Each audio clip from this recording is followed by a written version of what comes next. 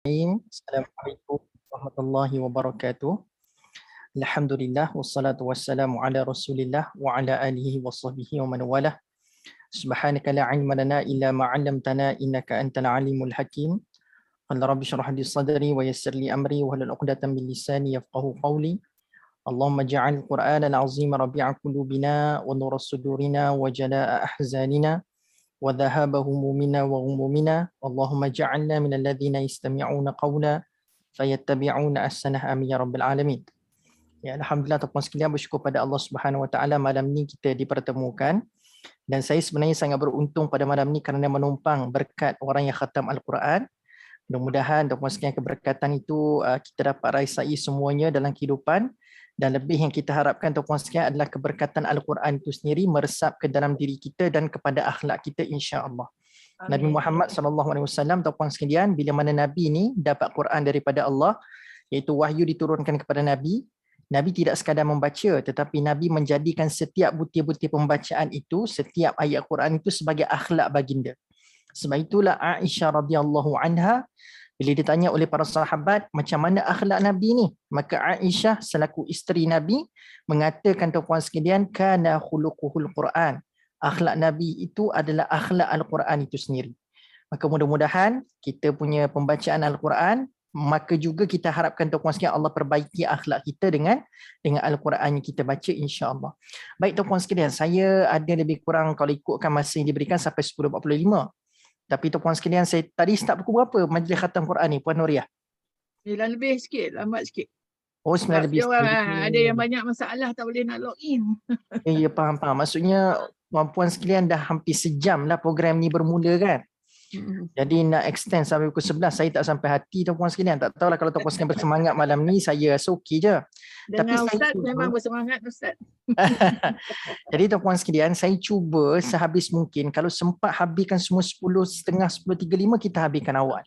Okay. Kalau kata kita boleh lajak paling lewat pun 10.40 lah kita boleh habiskan pada malam ni. Saya tak nak ambil masa yang panjang untuk kita nak mentadabbur satu surah saja malam ni tuan-puan sekalian. Okay, baik. Bila mana saya tanya pada Puan Nuriah, kita nak bincang surah apa yang malam ni? Sebab kita dah bincang surah Yasin sebelum ni, surah apa lagi kita pernah bincang? Al-Kahfi. Jadi banyak dah surah kita bincang sebelum ni. Surah Yusuf, semua dah. Surah Yusuf. Jadi saya tanya Hajan Nuriah, ada tak lagi surah lain yang pernah dibincangkan? Dia kata ada.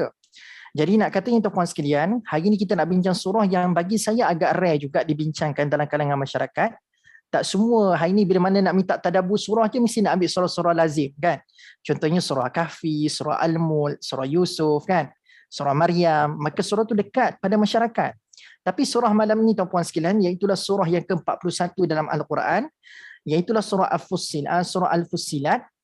Surah Fussilat ni tuan-puan sekalian, surah yang jarang diperdengarkan ataupun jarang diketengahkan kepada masyarakat. Okay? Tetapi tuan-puan sekalian, pada makna surah ni sendiri adalah, Fussilat tu sendiri maksudnya adalah yang dijelaskan.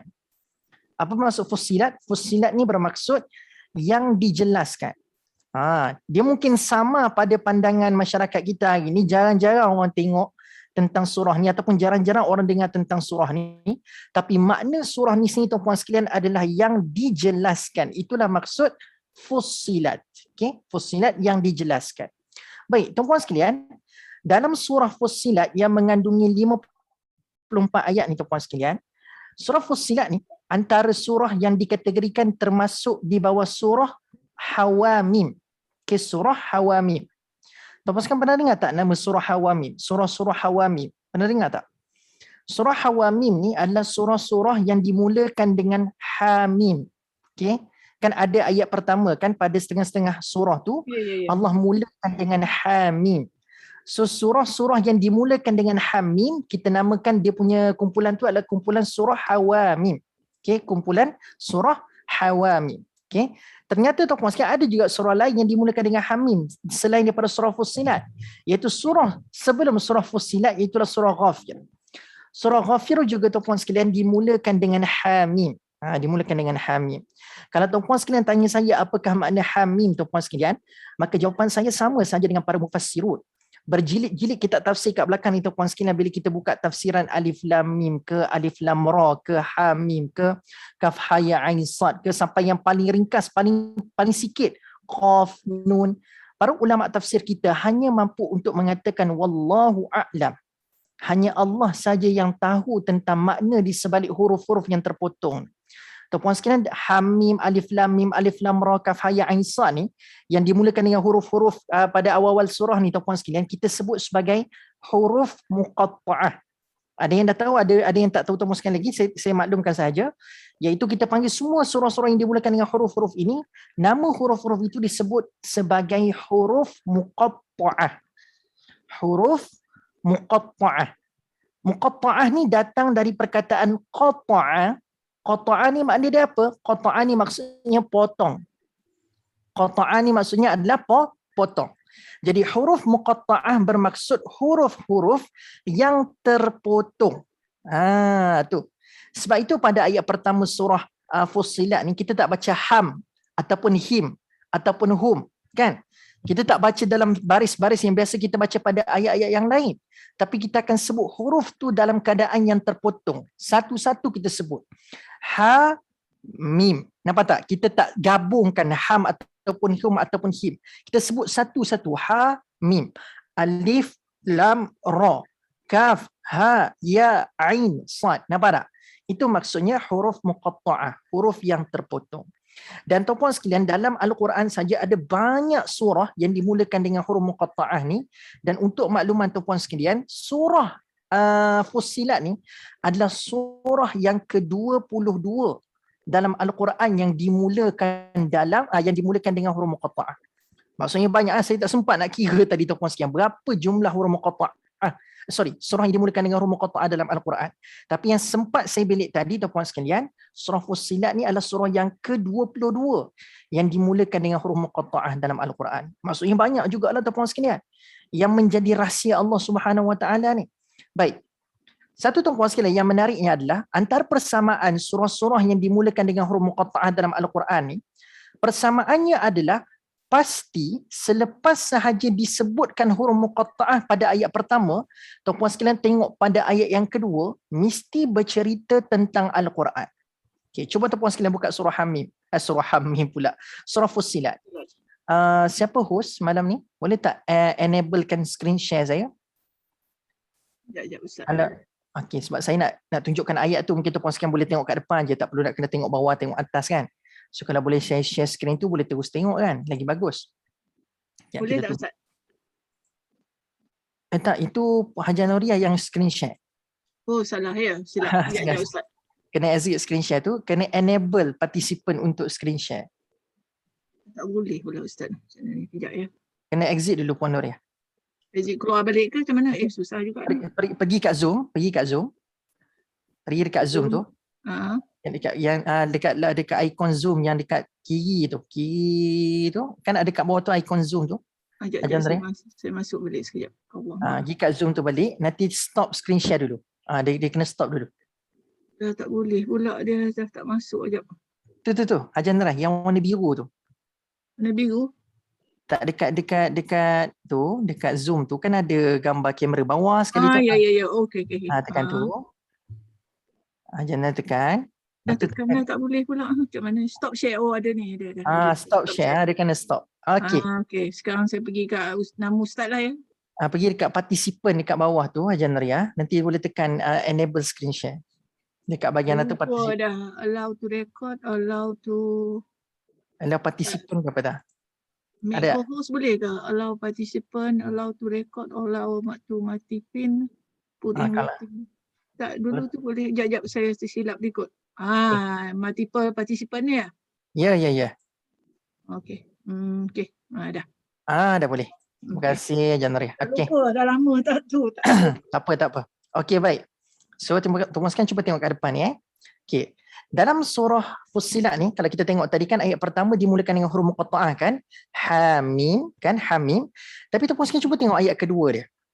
Ayat keduanya Allah sebut tentang apa? Tanzilum minar rahmanir rahim. Kan? Tanzilum minar rahmanir rahim. So dalam ayat kedua ni tuan-puan sekalian Allah sebut tentang apa? Turunnya kitab ini dari Allah yang Maha Pemurah lagi Maha Mengasihani. Kan? Kitabun fussilat ayatuhu Qur'anan Arabiyyan liqaumi ya'lamun. So Allah sebut sebuah kitab yang dijelaskan ayat-ayatnya satu persatu, iaitulah Al-Quran. So tuan-tuan sekalian perasan tak? Lepas huruf muqatta'ah ni, ayat pertama huruf muqatta'ah, ayat kedua dengan ayat ketiga, kebanyakannya surah-surah yang dimulakan huruf muqatta'ah ni mesti akan disambung selepasnya cerita pasal Quran. Tuan-tuan sekalian, perasan tak perasan? Contoh, kita ambil surah yang biasa kita baca, surah Al-Baqarah. Pun dimulakan dengan huruf muqatta'ah kan? Alif, lam, mim. Ayat kedua dia macam mana? Zalikal kitabu la raiba fih. Pasal Quran tak? Zalikal kitabu la raiba fih. Inilah Al-Quran yang tidak ada keraguan padanya. Pasal Quran kan? So ayat kedua pun cerita pasal Quran. Sama dah. Okey, apa lagi surah yang biasa kita baca yang dimulakan dengan huruf muqatta'ah? Antaranya adalah surah Yasin kan? Surah Yasin. Okey, Yasin. Sama ayat kedua dia macam mana? Wal Qur'anil Hakim. Nampak tak? Ayat keduanya cerita pasal Quran juga kan? Wal Qur'anil Hakim. Taha ma anzalna 'alaikal Qur'ana litashqa. Surah Ali Imran. Alif Lam Mim. Allahu la ilaha illa huwal hayyul qayyum nazzala 'alaikal kitaba bil haqq. Nampak tak? Lepas huruf muqatta'ah je, mesti Allah tarik perhatian kita tentang Al-Quranul Karim. So apa yang Allah nak sampaikan kepada kita tuan-tuan sekalian daripada hikmah keseragaman surah-surah yang dimulakan dengan huruf muqatta'ah ni, ayat lepas surah muqatta'ah mesti cerita pasal Quran. Apa hikmah dia? Hikmah itu tuan-tuan sekalian, Allah nak bagi tahu ada sahaja manusia dekat muka bumi ni tuan-tuan sekalian, dia boleh mentafsirkan berjilid-jilid tafsir dan mentafsirkan beribu-ribu ayat dalam Al-Quran. Dalam Al-Quran ada 6,000 lebih ayat tuan-tuan sekalian, ada 6,000 lebih ayat. 6,000 lebih ayat mampu ditafsirkan oleh manusia. Tetapi tuan-tuan sekalian, 1-2 huruf yang Allah berikan kepada manusia, contoh dalam surah Fussilat ni 2 huruf, 2 huruf ini nak dibandingkan dengan ayat-ayat yang panjang ni lagi sikit tuan-tuan sekalian. Tapi yang sikit ni lah yang tak mampu nak ditafsirkan sampai hari ni oleh cendekiawan-cendekiawan Al-Quran kita. Cendekiawan-cendekiawan tafsir kita sampai hari ni tuan-tuan sekalian tak boleh nak tafsirkan apakah maksud Hamim, Alif, Lam, Mim dan seangkatan dengan. Tak mampu. So nak kata ni tuan-tuan sekalian, di sinilah Allah nak bagi tahu, wahai manusia, kamu tu tak akan menjadi seseorang makhluk yang akan tahu semua benda. Ini hikmah dia. So di saat kita boleh mentafsirkan beribu-ribu ayat tapi 1-2 huruf tak ditafsirkan, inilah tanda Allah nak bagi tahu, wahai manusia, kamu adalah makhluk yang takkan tahu semua benda. So Allah ni seolah-olah nak menampar-nampar kejahilan kita. Allah nak menyedarkan manusia ni, kamu ni cerdik macam mana pun akan ada satu babak dan satu sisi yang kamu ni jahil. Kamu tidak akan sentiasa cerdik setiap masa dan cerdik pada semua benda. Akan ada benda yang kamu takkan tahu. Kamu takkan tahu. So dalam ayat 1, pada semua ayat-ayat yang dimulakan dengan huruf muqatta'ah ni tuan-tuan sekalian, Allah nak bagi tahu yang kita ni jahil. Itu je point dia.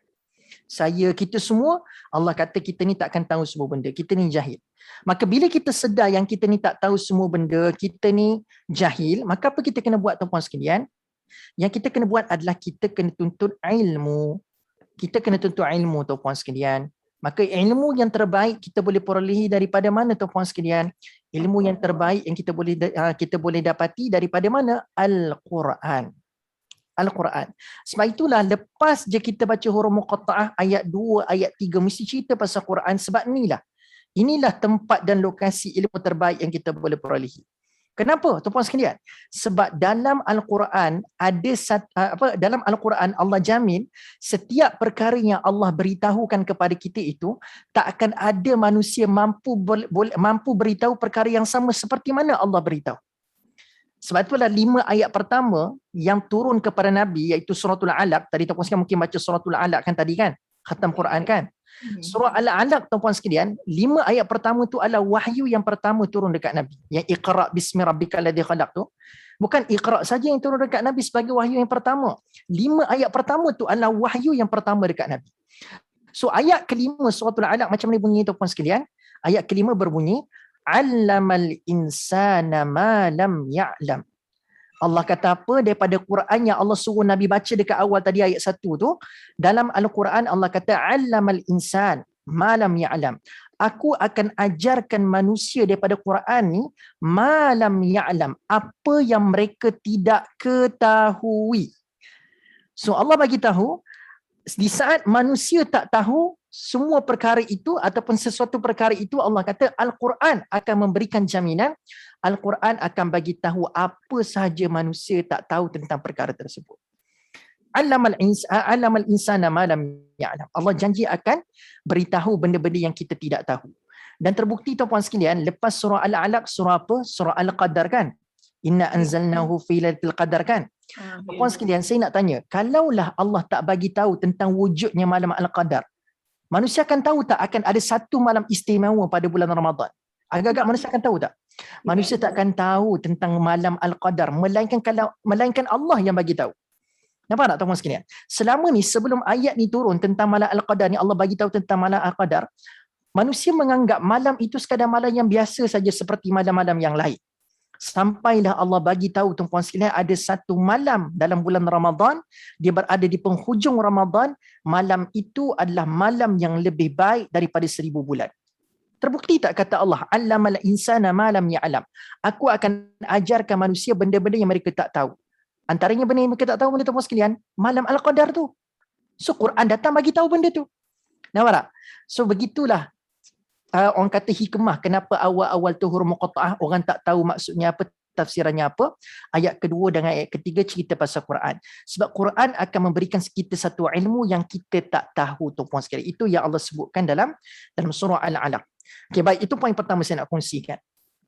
Poin kedua tuan-puan sekalian yang saya nak kongsikan pada malam ni adalah dalam surah Fussilat ni juga Allah Subhanahu Wa Taala ada highlightkan berkenaan dengan kebiadaban orang Quraisy yang tidak mahu memperdengarkan Al-Quran daripada Rasulullah sallallahu alaihi wasallam.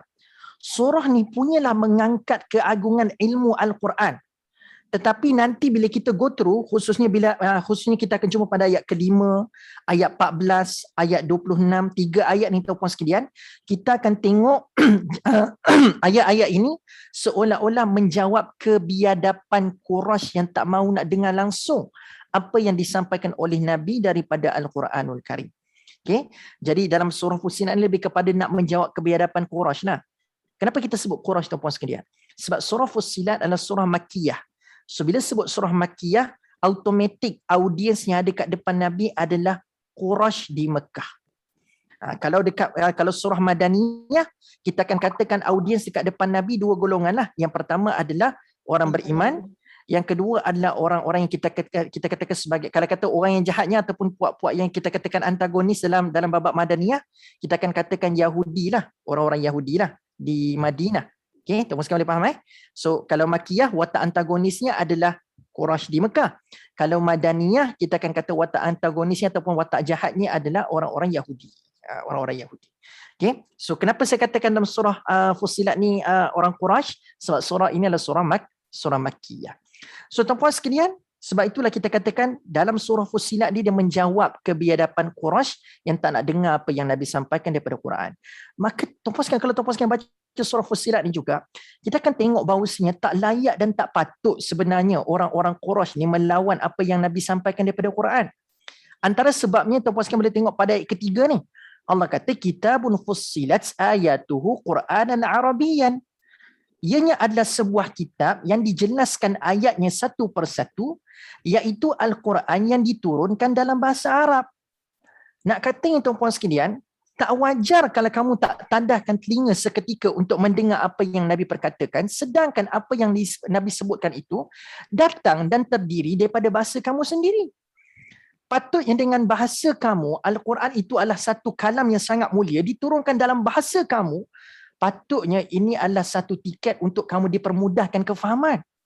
Tapi ternyata tuan-puan sekalian, walaupun Quran diturunkan dalam bahasa Arab kepada bangsa mereka sendiri, ternyata di sana ada juga wujud dua golongan. Ada yang beriman, ada yang tak beriman kepada Allah.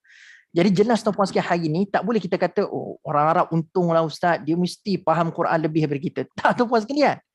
Ada dalam ayat ni Allah sebut, tuan-puan sekalian, sampai Allah tempelak mereka ni, liqaumi ya'qilun, orang ni berfikir ke tidak. Yang katanya Allah nak bagi tahu tuan-puan sekalian, orang Arab pun tidak ada jaminan mereka akan beriman dengan Al-Quran yang diturunkan dalam bahasa mereka. So sebab itulah Allah SWT sebutkan dalam Al-Quran, orang yang akan mendapat manfaat daripada Al-Quran ni adalah orang-orang yang dikatakan sebagai yatafakkarun dengan ya'qilun. Mereka banyak berfikir dan mereka banyak menggunakan akal mereka untuk memahami Al-Quranul Karim. Inilah kategori yang dikatakan dalam Al-Quran sebagai ulul albab. Mereka memfungsikan akal dan fikiran mereka untuk memahami ayat-ayat Allah Subhanahu Wa Taala. Ulul Arab tak menjamin tuan-puan sekalian beriman kepada Allah dengan Quran, tapi ulul albab baca Quran akan menambahkan imannya kepada Allah Subhanahu Wa Taala. Okey, baik. Tadi kan saya sebut tentang kebiadaban Quraisy kan tuan-puan sekalian. Okey, baik. Let's see, kita tengok ayat yang kelima ni tuan-puan sekalian. Tadi saya kata ada 3 ayat yang tuan-puan sekalian boleh berikan perhatian pada surah Fussilat ni. Saya sebut kembali 3 ayat tersebut. Ayat 5, ayat 14, ayat 26. Sekali lagi, 5, 14, 26. Ini antara 3 ayat highlight lah.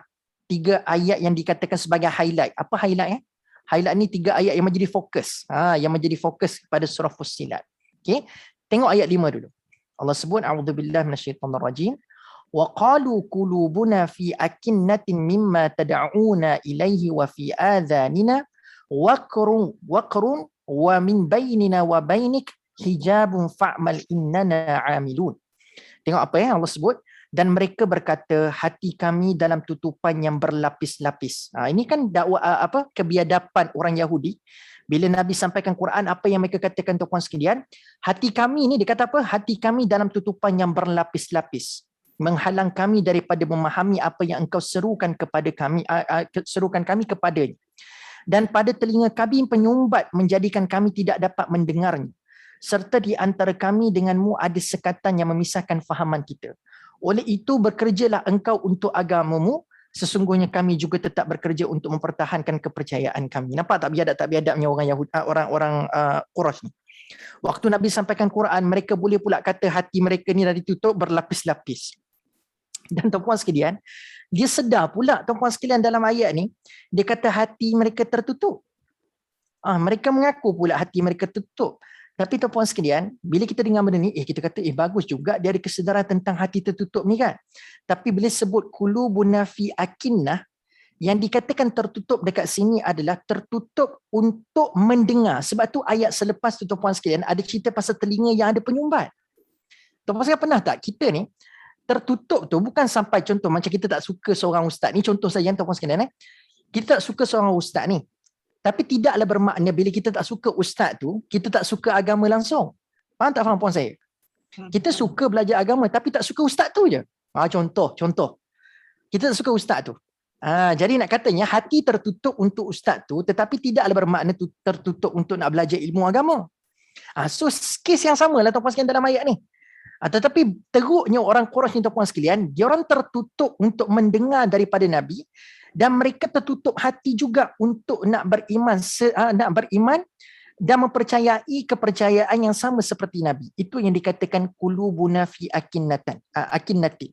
Hati mereka ni tertutup semua benda. Sebab tu dia kata hijabun wa bainina wa bainika hijabun. Di antara kami dengan kamu wahai Rasulullah ada hijab. Seolah-olah macam tak boleh nak masuk. Benda ni kami tak boleh nak masuk. So ini antara kebiadaban ataupun sekalian yang kita boleh nampak dalam surah Fussilat ni. Okay. Yang 14, 26 tu tuan-puan sekalian ataupun boleh baca sendiri. Tapi nak katanya sebab poin saya nak bagi tahu ayat 5, ayat 14, ayat 26 ni dia lebih kepada menggambarkan kebiadaban tu. Cuma tuan-puan sekalian, antara benda yang sangat penting juga saya nak sampaikan malam ni, rupa-rupanya ada cerita tahu di sebalik ayat 1 hingga 13 ni. Tuan-puan sekalian kalau nak baca ayat 1-13 tu mungkin ambil masa sikit, tapi saya ringkaskan tuan-puan sekalian. Ada cerita di sebalik ayat 1 sampai ayat 13 ni tuan-puan sekalian.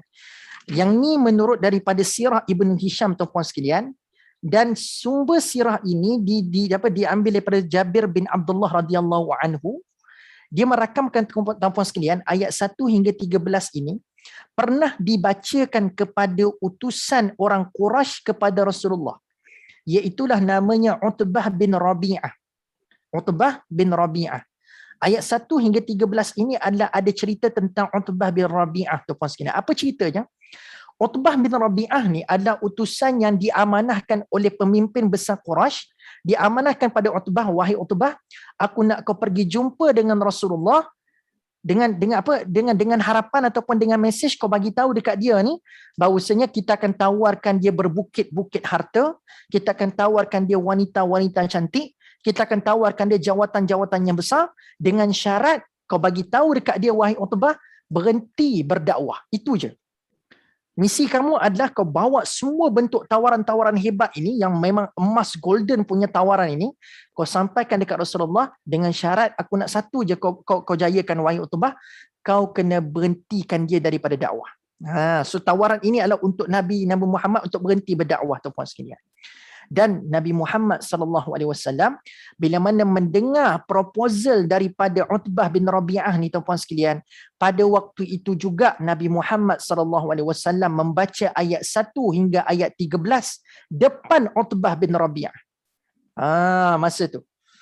So bila Utbah bagi proposal, bagi tawaran sebegini, Rasulullah terus bacakan 13 ayat pertama surah Fussilat ni kepada Utbah bin Rabi'ah.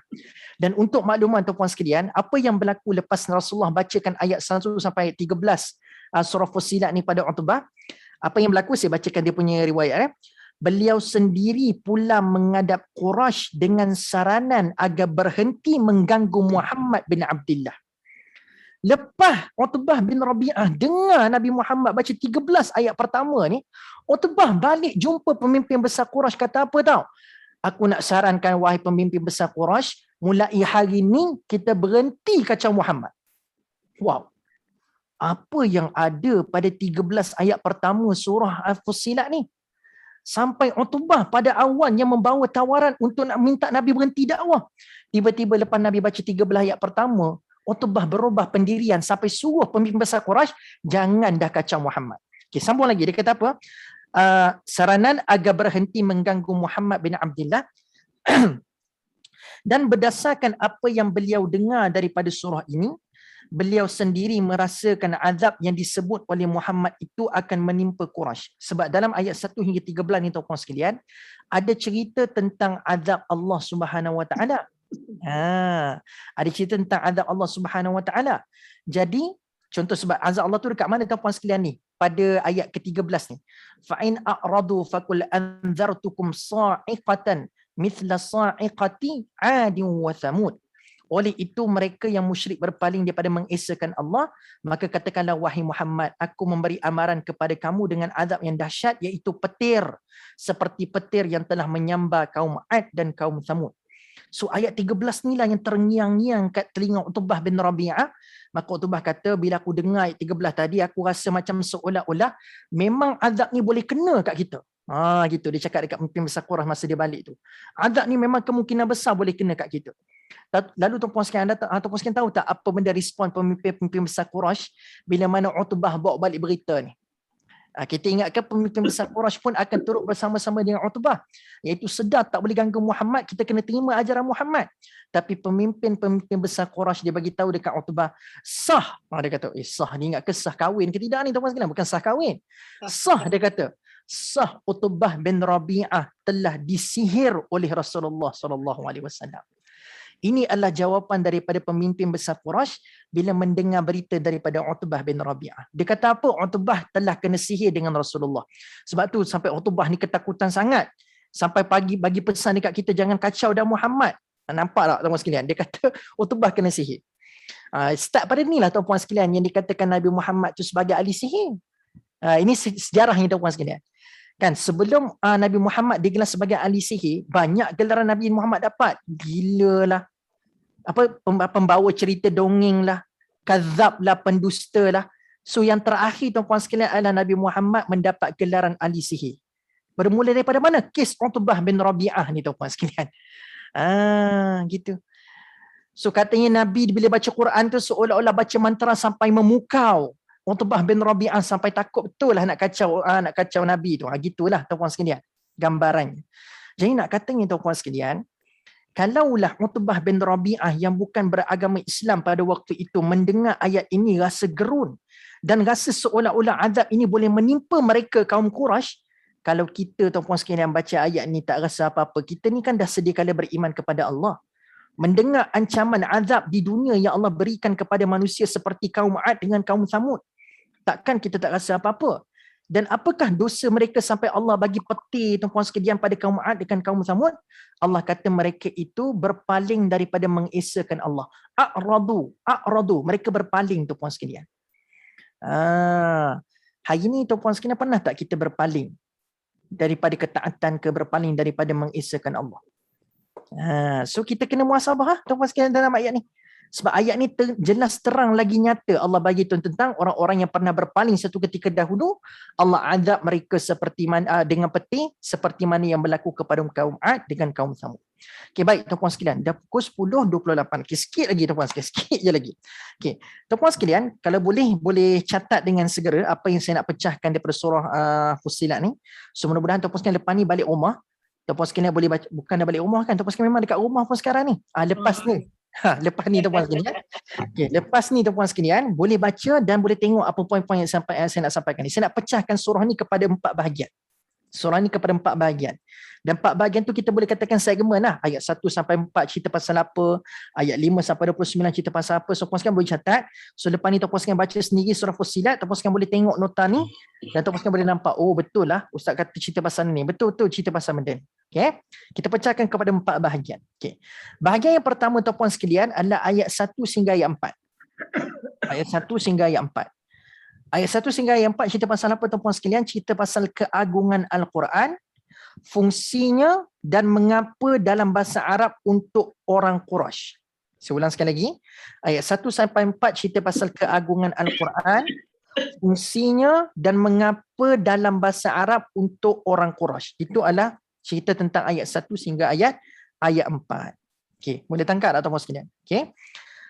Bahagian kedua adalah daripada ayat 5 sehingga ayat 29. Panjang sikit dia punya pecahan tu, tapi ayat 5 sampai ayat 29. Okey. So cerita pasal apa tuan-puan sekalian? Cerita tentang sikap orang-orang yang menolak Rasul. Sikap orang-orang yang menolak Rasul, dan Allah menjanjikan kesudahan seperti kaum Ad dan kaum Samud. Okey, saya ulang. Sikap orang-orang yang menolak Rasul dan berkesudahan seperti kaum Ad dan kaum Samud. Macam itulah kot kita ringkaskan poin. Sikap orang yang menolak Rasul dan berkesudahan seperti kaum Ad dan kaum Samud. Cukup. Tuan-puan sekalian, dalam ayat 5 hingga 29 ni sangat penting tuan-puan sekalian berikan perhatian juga, sebab dalam ayat-ayat ni juga adalah tuan-puan sekalian akan perasan sebenarnya untuk kita nak melawan Allah ni tak ada sebab tuan-puan sekalian, dan memang sewajarnya kita kena rasa takut nak lawan Allah. Sebab apa? Sebab dalam Al-Quran sendiri saja tuan-puan sekalian ada 3 benda yang Allah sebut sebagai bukti yang paling kuat tak boleh nak lawan Allah, tak boleh nak cabar Allah. Apakah dia? Dalam surah Fussilat Allah bawa 3 benda. Pertama, Allah bawa tentang Al-Quran itu. Sebab Al-Quran itu terlalu jelas kepada manusia, maka bila dah jelas sepatutnya tidak ada alasan untuk nak lawan Allah lagi. Itu yang pertama. Al-Quran itu sebagai sumber yang paling pertama untuk kita nak jadikan sebagai bukti tak boleh nak lawan Allah. Yang kedua tuan-puan sekalian adalah sejarah umat-umat terdahulu. Ada bukti dah orang lawan Rasul, orang lawan kitab-kitab yang disampaikan oleh Rasul, maka Allah binasakan mereka. Dah ada bukti dah. Maka takkan bukti itu tak cukup lagi kuat untuk kita rasa macam, kalau ada umat dulu buat macam tu kena azab, takkan kita buat benda sama tak kena azab. So itu bukti kedua. Dan bukti ketiga tuan-puan sekalian, nanti kita akan tengok pada bahagian yang keempat nanti. Tu yang tu tunggu dulu. Bagi bahagian keempat ni. So yang sampai bahagian kedua ni 5 sampai 29 tu sampai nombor 2 je. Iaitu sejarah. Sejarah ataupun kita kata sejarah lah. Sejarah umat-umat terdahulu yang pernah diadab kerana mendustakan Allah. Okay. Bahagian kedua settle. Bahagian ketiga tuan-puan sekalian, ayat ke-30 hingga ayat 36. Ini bahagian ketiga. Ayat 30, ayat 36. So apa cerita ayat 30 sampai ayat 36 ni tuan-puan sekalian? Cerita tentang motivasi buat Rasulullah dan para sahabat. Motivasi buat Rasulullah dengan para sahabat. Sebab itulah tuan-puan sekalian, kalau tuan-puan sekalian tengok pada ayat 30 ni, ayat 30 ni, tuan-puan sekalian akan tengok ayat tu seolah-olah macam bagi motivasi. Okay. Sesungguhnya orang-orang yang menegaskan keyakinannya dengan berkata Tuhan kami ialah Allah, kemudian mereka tetap teguh di atas jalan yang betul, akan turunlah malaikat kepada mereka dari semasa ke semasa. Kan ini kan khabar gembira. Wa abshiru bil jannah, dapat berita gembira bahawa kamu akan beroleh syurga. Ini kan motivasi. So ayat 30 sampai ayat 36 tuan-puan sekalian akan tengok ayat-ayat motivasi kepada Rasulullah dengan para sahabat.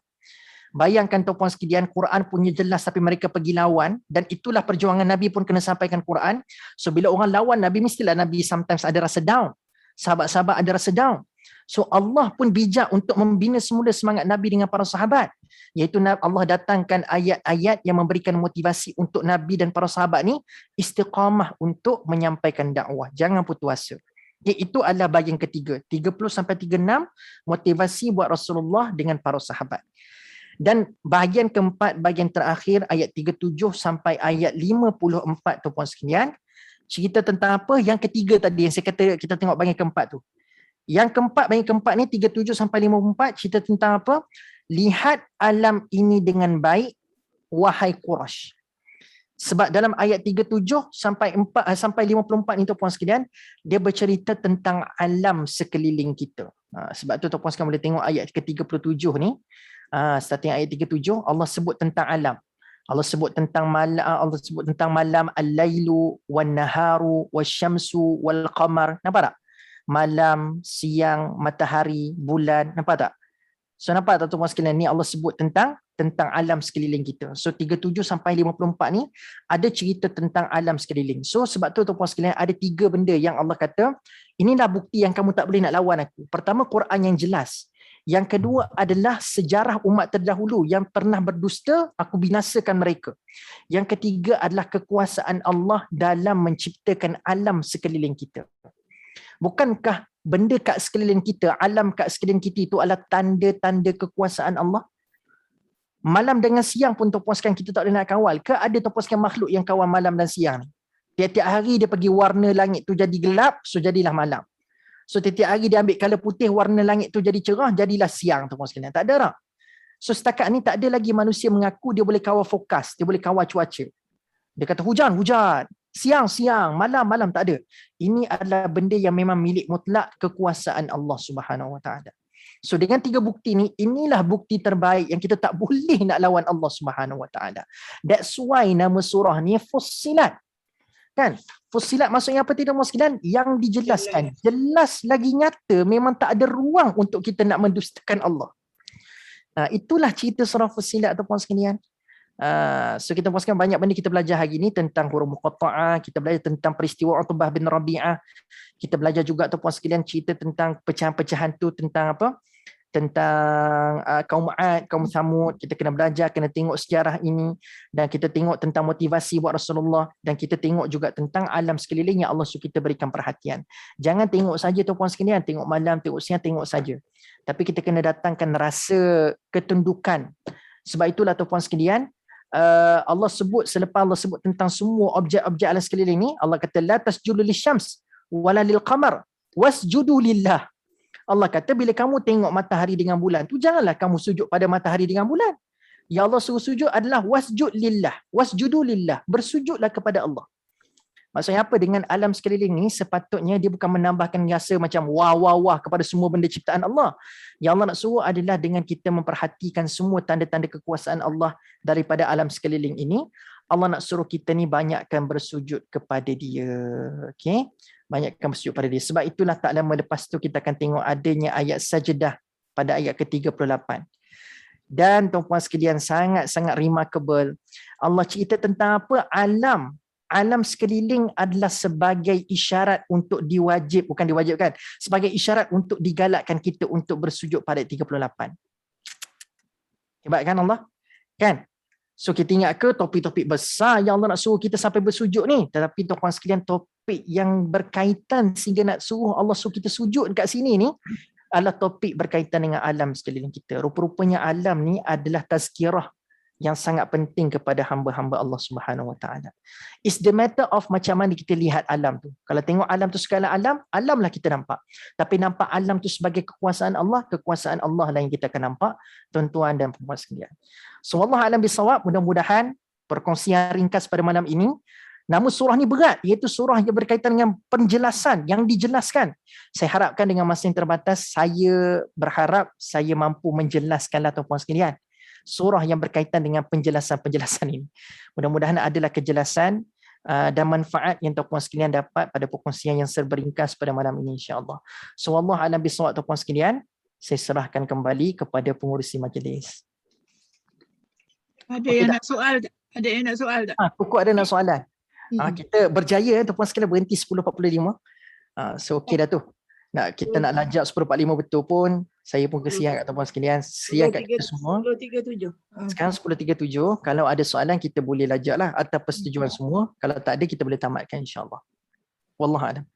Ada yang nak soal? Kita buka. Tak ada nak soal ke? Senyap Semua okey ke? Semua faham ke? Faham. Kalau sambung je lah, cakap lah apa-apa pun Ustaz. Seronok dengar. Merasa tak nak stop. Allahu Akbar. Allahu Akbar. Itulah dia masing-masing. Terima kasih Puan Rohaya, semangat ni. Okey, ada soalan ke?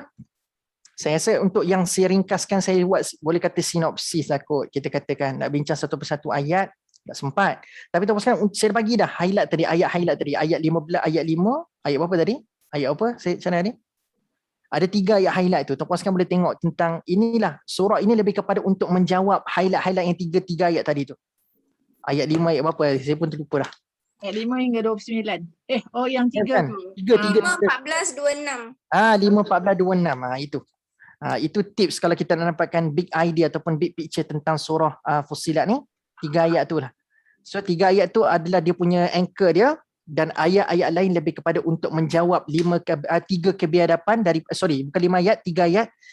Surah ayat lain selain pada 3 ayat ni adalah lebih kepada ayat-ayat untuk menjawab 3 kebiadaban yang ada pada 5, 16 dengan 22 tadi 22 tadi. Ustaz, yang pasal as-sajadah tu, yang dia baca ada sujud tu, ada kaitan dengan ayat as-sajadah tak yang kita kena tersungkur sujud kepada Allah tu? Sebab saya tengok dalam ayat 38 ni dia sebut pasal sombong jugalah. Oleh itu kalau mereka tentang ingkar dengan angkuhnya, kerana malaikat-malaikat ada sisi Tuhanmu tetap bertasbih kepadanya pada waktu malam dan siang dengan tidak merasa jemu. So kalau ikutkan dalam ayat ni, sebenarnya dia lebih kepada tadi tu, yang atas tadi tu. Dia ada kaitan dengan ayat 37, iaitu patutnya dengan kita melihat ciptaan Allah Subhanahu Wa Taala ni, kita akan sujud, dan dalam sujud kita akan buat apa tuan-puan sekalian? Yang Nabi suruh kita buat dalam sujud, tasbih kan? Sebab tu dalam sujud kita baca subhana rabbiyal a'la wa bihamdih dalam sujud kita yang biasa. Tapi kalau sujud sejadah kan kita baca apa? Sajada wajhiyal ladzi khalaqahu wa sawwarahu wa syaqqa sam'ahu wa basarahu bihaulihi wa quwwatihi fatabarakallahu ahsanul khaliqin kan. So tuan-puan sekalian perasan tak pada ayat terakhir yang kita baca dalam sujud sejadah tu, ahsanul khaliqin, sebaik-baik ciptaan. So ayat sebelum tu pasal apa tuan-puan sekalian? Pasal ciptaan kan. So sejadah ni memang ada kaitan dengan ciptaan tuan-puan sekalian. Sebab itulah dalam surah As-Sajdah yang kita baca sekalipun, dan surah As-Sajdah tu dia lebih kepada tentang peringatan hari kiamat. Peringatan tentang hari kiamat tu sepatutnya menyebabkan hati kita jadi tunduk. So dalam Quran ayat sejarah ni tidak konsisten, sama je topik dia. Tetapi idenya adalah akan ada topik-topik yang memang Allah nak suruh kita tunduk sujud. Bukan sekadar kepala je merapatkan ke tanah, tetapi hati kita turut sujud. So daripada surah As-Sajdah, topik dia adalah pasal tentang kewujudan balasan-balasan dekat akhirat, tentang neraka. So sepatutnya bila dengar cerita pasal neraka, hati kita pun akan turut bersujud dengan adanya ayat sajadah selepas itu. So dalam konteks surah Fussilat, Allah suruh kita tunduk dengan melihat alam sekeliling kita. So begitu kot Puan Nuriah. Dia punya konteks sajadah dalam ayat lebih kepada untuk kita memperakui kekuasaan Allah pada menciptakan alam sekeliling. Gitu ke soalannya? Itu satu part lah, tapi kan yang kalau nak mengajar supaya kita tak sombong tu kan kita kena sujud kan, yang sebenar-benar sujud. Jadi kita boleh mendidik kita supaya kita tak berlaku sombong lah. Ingat tak? Betul. Yang tu tapi tengok yang macam ni pun dia sebut je. Jika mereka menyombongkan diri, kata dia. Ingkar dengan angkuhnya. Fa ini istakbaru. Okey, mungkin saya boleh relatekan macam ni kot Hajar Nuriah. Iaitu Allah Subhanahu Wa Taala menyingkirkan iblis daripada syurga kerana apa? Tak sujud kan? So memang tak sujud ni, keengganan untuk sujud ni adalah lambang kesombongan. Sebab itulah Allah kata iblis tak sujud sebab apa? Aba wastakbar. Sama tak dengan ayat ke-38 tu? Fa ini istakbaru. Iblis tak nak sujud sebab aba wastakbar. Ayat 38 yang cerita pasal ada ayat sajadah tu, fa ini istakbaru. So betul lah sujud ni sebenarnya dia akan menghilangkan kesombongan, betul? dan menghilangkan kesombongan. So once kita mampu sujud kepada Allah, di situlah kita sedang berusaha untuk nak mengelakkan diri kita daripada melakukan aktiviti ataupun perkara yang sama ataupun kesilapan yang sama yang dilakukan oleh iblis, laknatullah. Tuan-puan sekalian, satu muhasabah sebagai penutup pada malam ni. Tuan-puan sekalian perasan tak? Iblis dikeluarkan daripada syurga hanya kerana tidak melakukan satu saja sujud. Satu je sujud.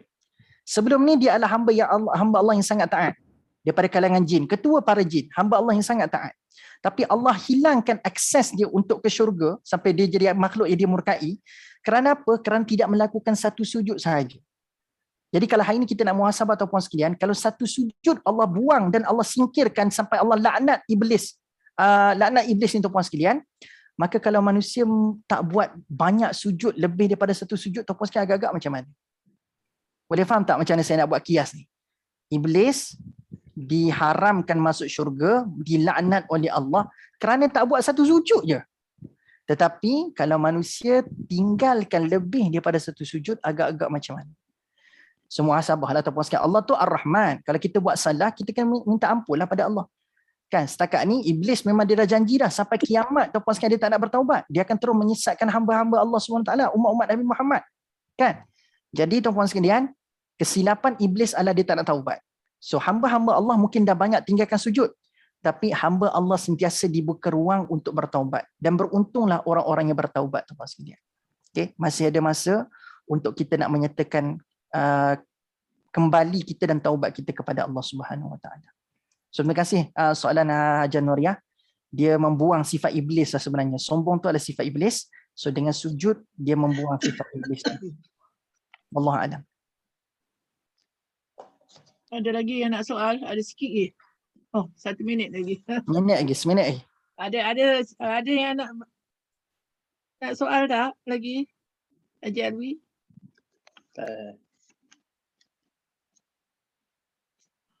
Dekat aku sebelah dah kan. Okay. So tak ada apa-apa kot. Terima kasih semua. Saya minta maaf tuan-puan sekalian kalau ada kekurangan. Sebab masa kita pun terbatas. Masa pun dah lanjut, dah lewat. Saya harapkan tuan-puan sekalian ada manfaat dah pada perkongsian tadi. Mudah-mudahan insya-Allah. Wallahualam. Terima kasih semua. Terima kasih Ustaz Syaril yang telah begitu jelas dan panjang lebar mentadbirkan surah Fussilat. Saya rasa apa yang disampaikan kita rakan-rakan kita ni faham lah. Ya.